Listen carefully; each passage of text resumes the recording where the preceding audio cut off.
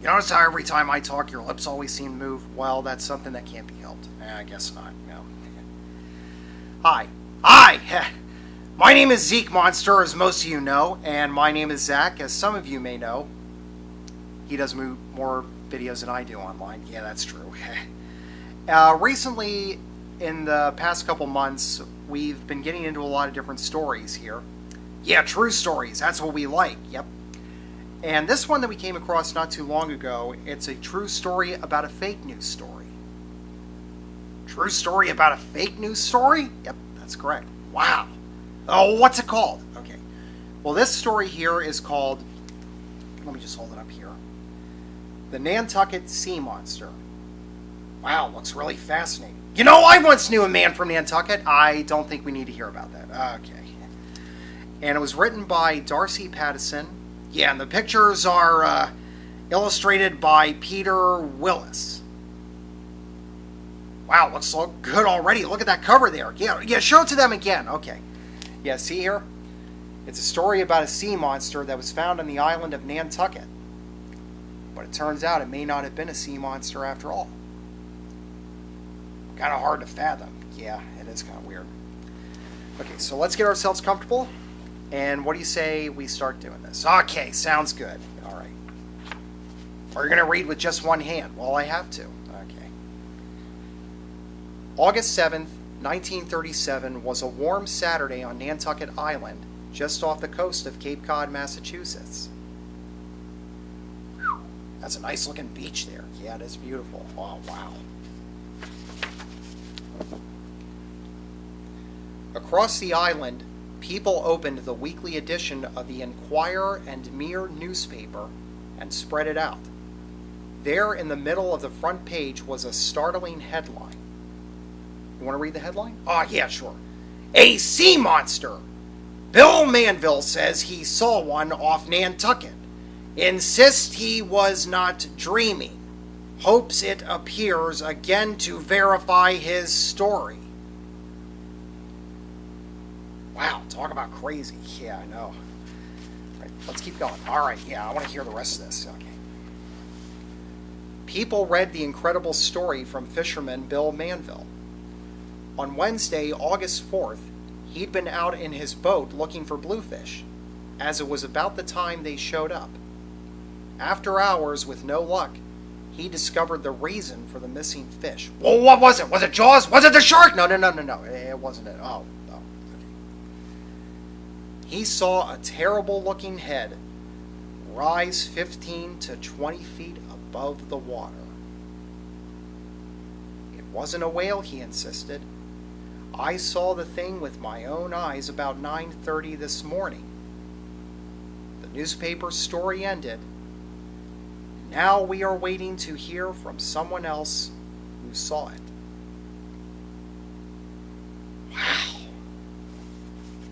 Thinking, not a whale, not a shark. Oh, that's got to be something big. Well, what could be? Let's keep reading. Yeah, keep going. Okay. Someone else had seen the sea monster. Businessman and sportsman Ed Crocker wrote a letter to the newspaper. He said that on August 4th, the same day as Bill Manville, he saw the denizen of the deep. On Monday, August 9th, Gilbert Gibby Manter, wow, that's a mouthful, yeah it is, was also looking for bluefish. Instead, he saw a flock of gulls that flew overhead acting like they were frightened. And then he saw it just outside the breaker waves, closer to the tiny Tuckernuck Island than to Nantucket. Talk about incredible. Oh boy, oh wow. Oh, keep going. Okay. The sea monster's head was ugly, with something looking like horns. A light streak ran along its dark greenish side. The back humped out of the water. The newspaper editor asked, "Do you think it was the same thing that Manville saw?"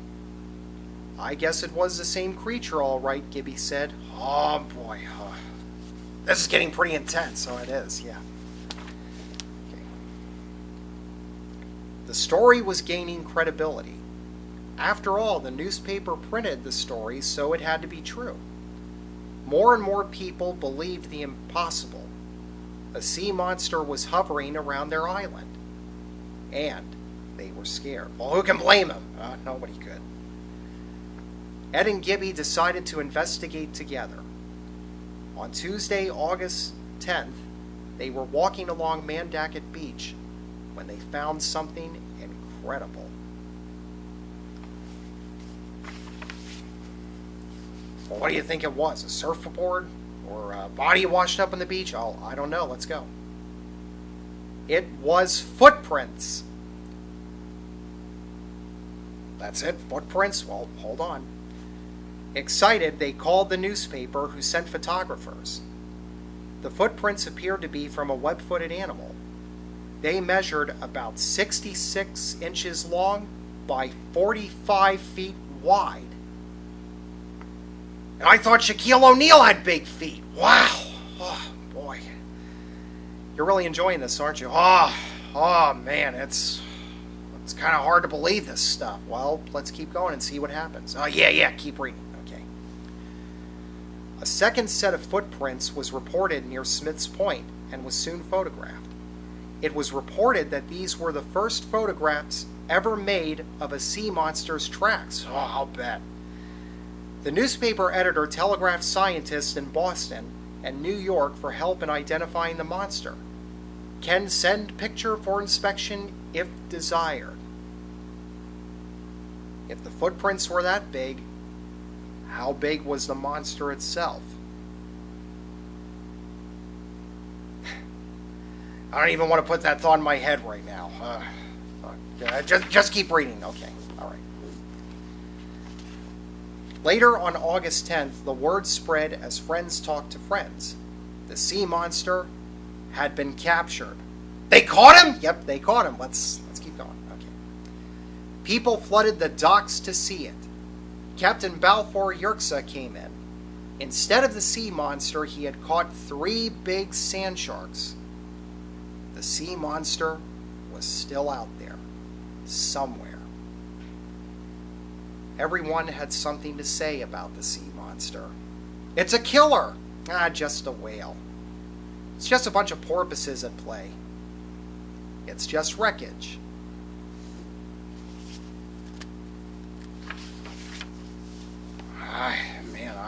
This is getting really big. Keep going, okay. Dewey Sansbury said, "That fellow came ashore on the east end of the island last night and drank Squam Pond dry." Another said that the tracks were so deep that a Coast Guard tractor had to pull Lester Simon's car out of the sea monster's tracks and onto firm foundation. Across the nation, people read of the Nantucket Sea Monster and shivered. Oh, yeah, it gives me chills thinking about it. Oh, keep going. Okay. Meanwhile, Bill Manville asked the Massachusetts head fish and game warden for information. Could sea monsters be hunted? Probably not like rabbits or bears. No, probably not. On Saturday, August 14th, the weekly paper printed eyewitness stories and photographs of the sea monster tracks. Scientists at the Harvard Museum of Zoology and the Boston Aquarium studied the footprint photos and reported back. They both said they didn't show any creature capable of making such tracks. But then, all seemed quiet. Why'd you get so quiet? Well, just for dramatic emphasis. Oh. Suddenly, on Wednesday, August 18th, news came. Tony Sarg had caught the sea monster. It was dragged up onto the South Beach. Everyone ran to the beach and thought maybe it was just sand sharks again, but they had to see. And what they... I'm sorry, and made a fluffer. Yeah, I did. When they got there, they couldn't believe their eyes. Try to turn the page. Yeah, turn the page. Oh boy. Whoa! That's the monster? That's the sea monster. Let's show it to everybody. Yeah, let's show it. Okay. See? Gruesome, ain't it? Yeah, it is pretty ugly. Yeah. Keep reading. Okay. The sea monster was a huge rubber balloon.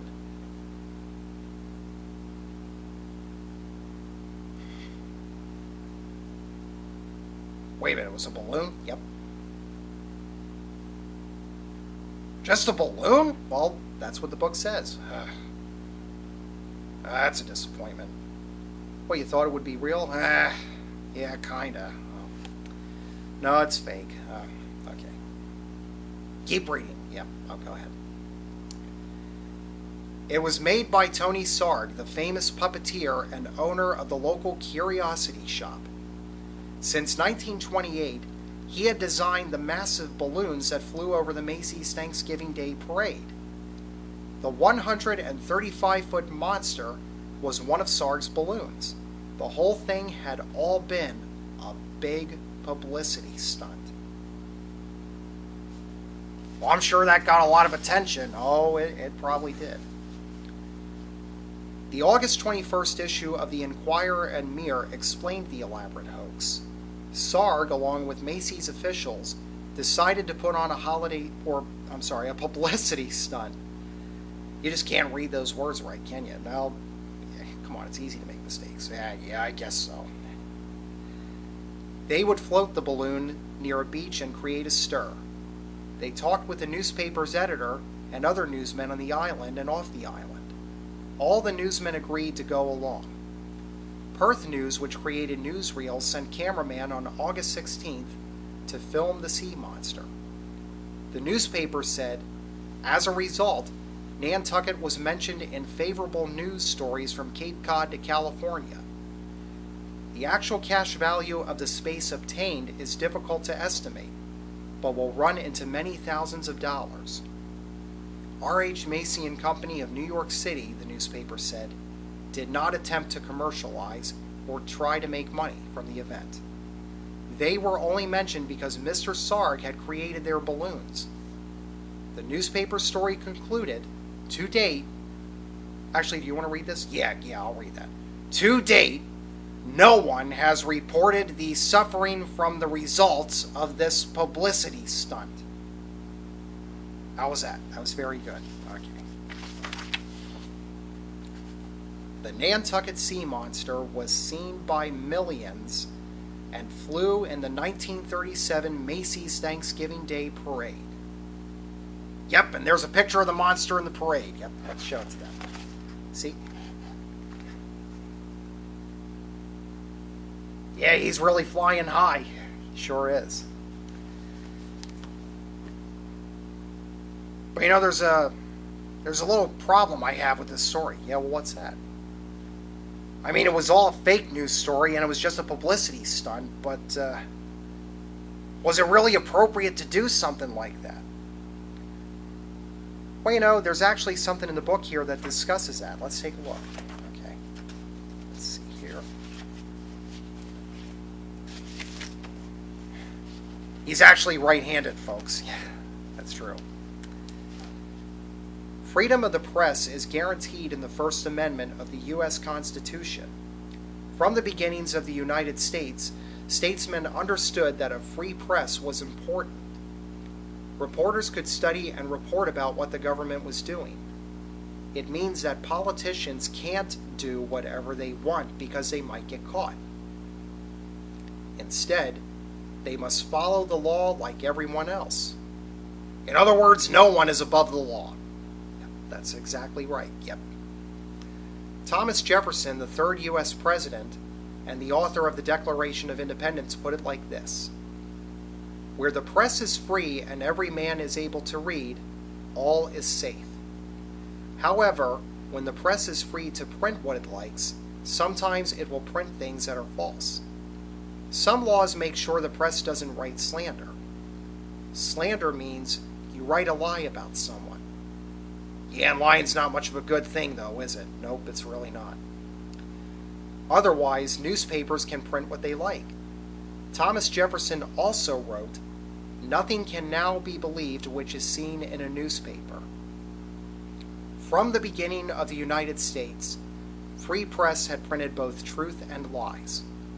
When things are working right, there's more truth than lies. Sometimes, though, like in the story of the Nantucket Sea Monster, editors will deliberately print something false. At the time, the editor said the articles were fine because 1. No one was hurt, and 2. Macy's company didn't commercialize or try to make money from the event. However, they freely admit that the publicity for Nantucket Island was worth thousands of dollars. Wow, that's some serious money. Yeah, it is. So the question is, was the publicity stunt right or wrong? Well, I guess in some ways it was okay because nobody got hurt. But it didn't seem fair for them to talk about how much money the Nantucket Island was worth. Yeah, well, I think in a lot of ways, though, it has to do with common sense and figuring it out for yourself. Yeah, that's true. So what did you think? Did you enjoy it? Oh, yeah, I love that book. Think you'll ever do some more? I think it's a possibility. Ah, good.